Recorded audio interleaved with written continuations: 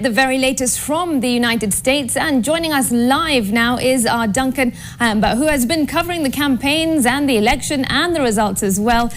Duncan, what a day for America, as Donald Trump has, of course, been elected as president once again. Now, you've been in Phoenix, Arizona, and also in Philadelphia, in Pennsylvania, and those are two of the battleground states.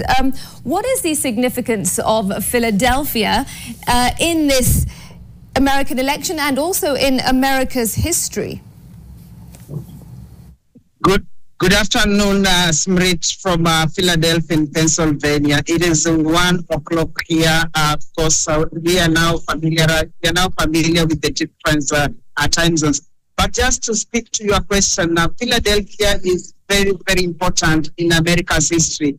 This is the nerve center of democracy. This is where democracy began in the United States of America. At one point, Philadelphia was the capital city of the United States, and President George Washington lived here. So in terms of history, Philadelphia as a city has a space and a place in America's history. Smriti. Now, Duncan, having been on the campaign trail, as I said, and also monitoring the election itself and the result, as a political affairs reporter, what has been your take home? Two key things. Talk of resilience and determination. Resilience in terms of, look at Vice President Kamala Harris. She was thrust into the campaign 4 months, I beg your pardon. In July is when she received the nod to contest as a Democratic Party candidate or a candidate for the Democrats. And she has put in a spirited campaign in 4 months, facing an opponent who has been campaigning. It's like from 2016, basically, Donald Trump never left White House or Washington, so to speak.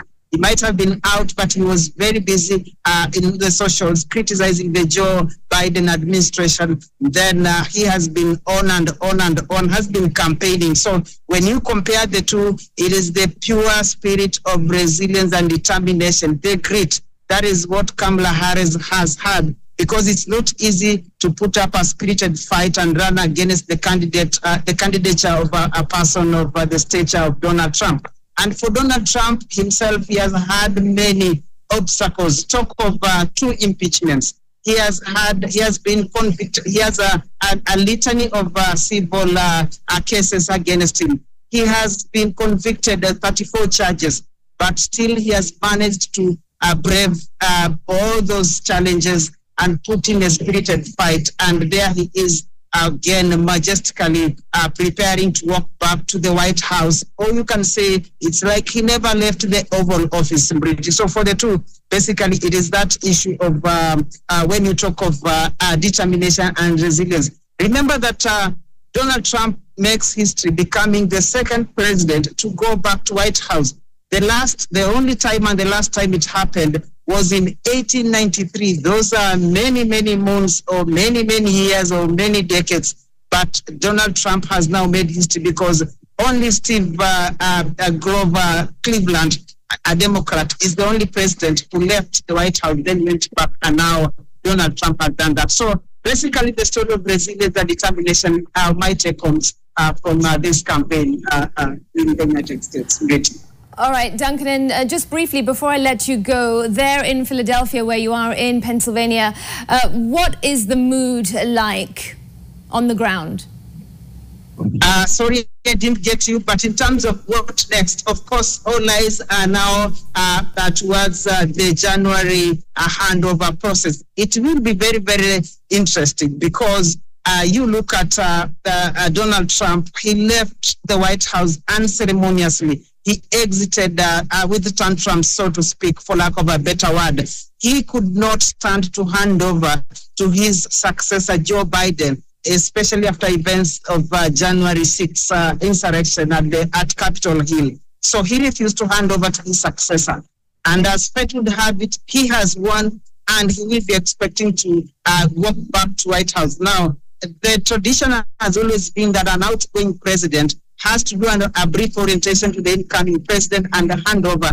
Those are the rituals that must be done. So it will be interesting to see, will Joe Biden pay Trump back on his coin? After all, they say revenge is best served cold. So will Joe Biden pay Trump on his coin by also declining to hand over to him, or will he rise above and put forward this the picture that we have, a statesman, a person who has been in American politics, a senator of Delaware for 36 years, a vice president for 8 years, then a president for 4 years. So will he factor in that and hand over in a dignified manner, or will it be a game of payback time? So basically all eyes are on that. And then a quick one, take home from all this quickly is it appears the American society is far from accepting a female president. Hillary Clinton attempted in 2016, she won the popular vote, but was not lucky enough to win the electoral college. She lost to Donald Trump. A sitting vice president, a first one in that matter, a female sitting vice president, so close, yet so far, she has not been able to clinch presidency. So in terms of America being ready for a female president, it appears that they are still far from achieving this. And quickly, as I do hand over, one thing bottom line remains is for Donald Trump. He has made history winning an unprecedented and strange race. Basically what they say, he has the wealth and now he has the power. From Philadelphia in Pennsylvania, my name is Duncan Haemba. It is a wrap.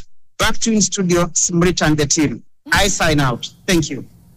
All right, Duncan, thanks very much indeed for that. And of course, safe travels for when you come back home. We look forward to having you back.